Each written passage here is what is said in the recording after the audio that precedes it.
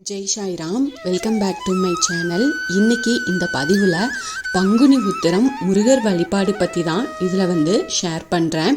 இந்த பங்குனி உத்திர நாளில் முருகப்பெருமானுக்குரிய மந்திரங்களை சொல்லி வழிபாடு செய்கிறதுனால நமக்கு நிறைய நன்மைகள் அதிகரிக்கும். வேண்டுதல்கள் எல்லாமே பார்த்திங்கன்னா நிச்சயமாக நிறைவேறும். முருகப்பெருமானுக்கு இந்த நாளில் பால் அபிஷேகம் செஞ்சு முருகப்பெருமானை அவரோட அருளை பரிபூரணமாக நம்மளால் பெற முடியும். சரி, இந்த பதிவை ஸ்கிப் பண்ணாமல் பாருங்கள். இந்த பங்குனி உத்திரம் எதுக்காக கொண்டாடுறோம் அப்படின்றதையும் நாம் இந்த பதிவில் பார்க்கலாம். என்னோட சேனலுக்கு தொடர்ந்து சப்போர்ட் பண்ணுங்கள். லைக் பண்ணுங்கள், ஷேர் பண்ணுங்கள், கமெண்ட் பண்ணுங்கள், மறக்காமல் சப்ஸ்கிரைப் பண்ணுங்கள், பெல் ஐக்கானை கிளிக் பண்ணுங்கள்.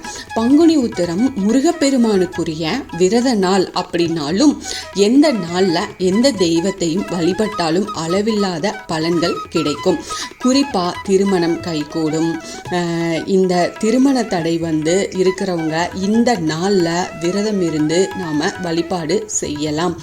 அதே போல் இந்த பங்குனி உத்திரம் முருகப்பெருமானுக்கு கடைபிடிக்கப்படும் மிக முக்கியமான விரதங்களில் ஒன்று இந்த பங்குனி உத்திர விரதம். இதை திருமண விரதம், மங்கள விரதம் அப்படின்னு சொல்லுவாங்க. பங்குனி உத்திர மாதம் இந்த உத்திர நட்சத்திர நாள் வரும் நாளில் தான் இந்த பங்குனி உத்திரம் நாம் கொண்டாடுறோம். பங்குனி மாத பௌர்ணமியும் உத்திர நட்சத்திரமும் இணைஞ்சு வரும் நாளில் தெய்வீக திருமணங்கள் நிறைய நடந்ததாக நம்ம புராணங்களில் இருக்கு. இந்த ஆண்டு பங்குனி உத்திரம் ஏப்ரல் 11 வெள்ளிக்கிழமை வருது. இந்த நாளில் முருகப்பெருமானுக்கு நிறைய பேர் காவடி சுமந்து பால் குடம் ஏந்தி வழிபாடு செய்கிறது வழக்கமாக வச்சிருக்கிறாங்க. இந்த பங்குனி உத்திரம் கொண்டாடுறதுக்கான காரணம் என்ன அப்படின்னா, இந்த பங்குனி உத்திரம் பல தெய்வங்களோட தொடர்புடையது அப்படின்னாலும் இது முருகப்பெருமானுக்குரிய விரத நாளாக குறிப்பிடப்படுவதற்கு முக்கிய காரணம் இருக்கு. இந்த பங்குனி மாதத்துல தான் அசுரர்களின் கொட்டத்தை அடக்க முருகப்பெருமான் தன் தாய் தந்தையரை வணங்கி பயணத்தை ஆரம்பிச்சாரு. குதிரைகள் பூட்டிய தேர்ல முருகப்பெருமானுக்கு வாயு பகவான் சாரதியாக இருக்க முருகனின் படைகள் அணிவகுத்து போயிருக்கு. அப்போ வழியில ஒரு சிறிய மலை முருகரின் படைகளை வழிமறிக்கும் விதமாக பெருசா வளர ஆரம்பிச்சது. அதை பார்த்ததும் காரணம் அறியாம எல்லாரும் திகைச்சு போய் நின்றுருக்காங்க. அப்போ அங்கிருந்த நாரதர் அந்த மலையை பற்றி முருகன் கிட்ட சொல்லியிருக்கிறாரு. அந்த மலை கிரவுஞ்சன் அப்படின்னும் அசுரனாக இருந்து எல்லோருக்கும் தீமைகளை புரிந்த தீய சக்தியாமா அந்த மலை. அகத்திய முனிவர் அந்த அகத்திய முனிவரோட சாபத்தால அசையாமல் மலையாகி நின்னாலும் இந்த இடத்துல இருந்துக்கிட்டே தன்னை கடந்து செல்பவர்களை ஏமாற்றி தொல்லை தந்து இருந்துட்டு இருந்திருக்குது அப்படின்னு சொல்லியிருக்கிறாரு. அதுக்கப்புறமா இந்த மலைக்கு பக்கத்தில் உள்ள மாயாபுரி பட்டினம் அப்படின்ற நகரில் சூரபத்மனின் தம்பியும் யானை முகம் கொண்டவனுமான தாராகாசுரன் ஆட்சி செஞ்சு கொண்டு தேவர்களை மிகுந்த துன்பங்களுக்கு உள்ளாக்கி வந்துட்டுருக்கிறான் அப்படின்ற தகவலையும் சொல்லியிருக்கிறாரு. அதை கேட்ட முருகப்பெருமான் தன் தளபதி வீரபாகுவிடம் படையில் பாதியை அழைச்சிக்கிட்டு போய் தாராகாசுரனை அழிச்சிட்டு வரும்படி கட்டளையிடுறாரு. முருகனின் கட்டளையின்படி வீரபாகுவின் தலைமையில் முருகப்பெருமானோட படைகள் மாயாபுரி பட்டினத்திற்குள்ள நுழைஞ்சிருக்கு. இதை அறிந்த தாராகாசுரனும் பெரும்படையோட எதிர்த்து போரிட்டிருப்பாங்க. அவங்க இருவரும் கடும் போர் செஞ்சிருக்கிறாங்க. இரு பக்கத்திலும் வீரர்கள் நிறைய பேர் இறந்தும் கிடந்திருக்கிறாங்க. போர்க்களத்தில் நின்று யுத்தம் செஞ்ச தாராகாசுரன் முருகப்பெருமானின் வீரனான வீரகேசரியையும் தன் கதாயுதத்தால் மார்பில் அடித்து சாய்ச்சிருப்பார். இதை கண்ட வீரபாகு வெகுண்டெழுந்து தாராகாசுரனை கடுமையாக தாக்கியிருப்பார். இதனால் கோபம் கொண்ட தாராகாசுரன் திரிசூலத்தால் வீரபாகுவின் மார்பில் குத்தி சாய்ச்சிருவார். மூச்சையாகி விழுந்த வீரபாகுவ தாராகாசுரன் எள்ளி நகையாடி இருப்பாரு. உடனே அங்கிருந்த முருகனின் படைகள் நாலாபுறமும் சிதறி ஓடுவாங்க.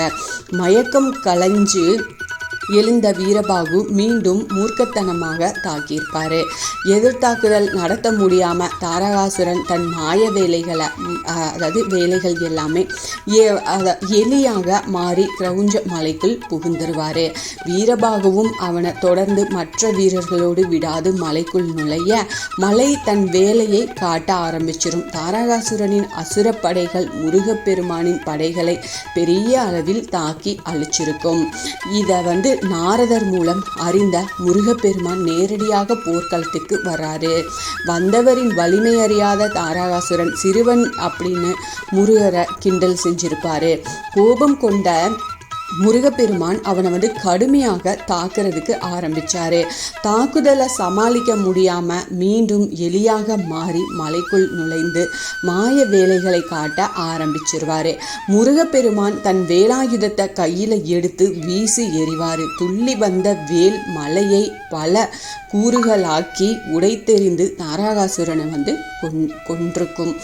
அதுக்கப்புறமா முருகப்பெருமான் தெய்வானைய மணந்தாரு. அந்த நாளை தான் பங்குனி உத்திர நாள். அதை தான் நாம் பங்குனி உத்திர நாளை இவ்வளவு விமரிசையாக நம்ம வழிபாடு செஞ்சு கொண்டாடிட்டு வரோம். இது கண்டிப்பாக எல்லாருமே தெரிஞ்சுக்க வேண்டிய ஒரு விஷயம்தான். அதனால நீங்கள் என்ன வேண்டுதல் என்ன கோரிக்கை வச்சாலும் முருகப்பெருமான் கிட்ட பங்குனி உத்திரம் அன்னைக்கு நீங்கள் வழிபாடு செஞ்சீங்க அப்படின்னா நிச்சயமாக உங்கள் கோரிக்கையை நிறைவேற்றி கொடுப்பாரு. உங்கள் பக்கத்தில் முருகர் பெருமாரோட கோயில் இருக்குது அப்படின்னா அங்கே போய் நீங்கள் நெய் தீபம் ஏற்றி அரளிப்பூ வாங்கி கொடுத்து வழிபாடு செஞ்சுட்டு வாங்க. வீட்லேயே விக்கிரகம் இல்லை படம் வச்சுருக்கீங்க அப்படின்னா நீங்கள் வீட்லேயும் அந்த வழிபாடை தாராளமாக செய்யலாம். உங்களால் என்ன நெய்வேத்தியம் வைக்க முடியுமோ நெய்வேத்தியம் வச்சு அரளிப்பூவால் அர்ச்சனை பண்ணுங்கள். சுப்பிரமணியரோட அஷ்டோத்திரம் சொல்லுங்க. செவ்வரிலி மாலை இல்லைன்னா பன்னீர் ரோஸ் வச்சு அலங்காரம் பண்ணுங்க. இப்படி வழிபாடு செய்யும்போது உங்களுடைய கோரிக்கை நிச்சயமாக நிறைவேறும். இந்த பலன் உங்களுக்கு கண்டிப்பாக கை மேலே பலன் கொடுக்கும். அவ்வளவு சக்தி வாய்ந்த வழிபாடு. இந்த பதிவு உங்களுக்கு பயனுள்ள பதிவாக இருக்கும் அப்படின்னு நான் நம்புகிறேன். இதில் ஏதாவது சந்தேகம் இருக்குது அப்படின்னா எனக்கு கமெண்ட்டில் கேளுங்க, நான் பதில் சொல்கிறேன். என்னோடய சேனலுக்கு தொடர்ந்து சப்போர்ட் பண்ணுங்கள், லைக் பண்ணுங்கள், ஷேர் பண்ணுங்கள், கமெண்ட் பண்ணுங்கள், மறக்காமல் சப்ஸ்கிரைப் பண்ணுங்கள், பெல் ஐக்கானை கிளிக் பண்ணுங்கள். இதுபோல் எனக்கு தெரிஞ்ச ஆன்மீக பதிவுகள் உங்ககிட்ட நான் ஷேர் பண்ணுறேன். Thank you friends. மீண்டும் அடுத்த பதிவில் சந்திப்போம்.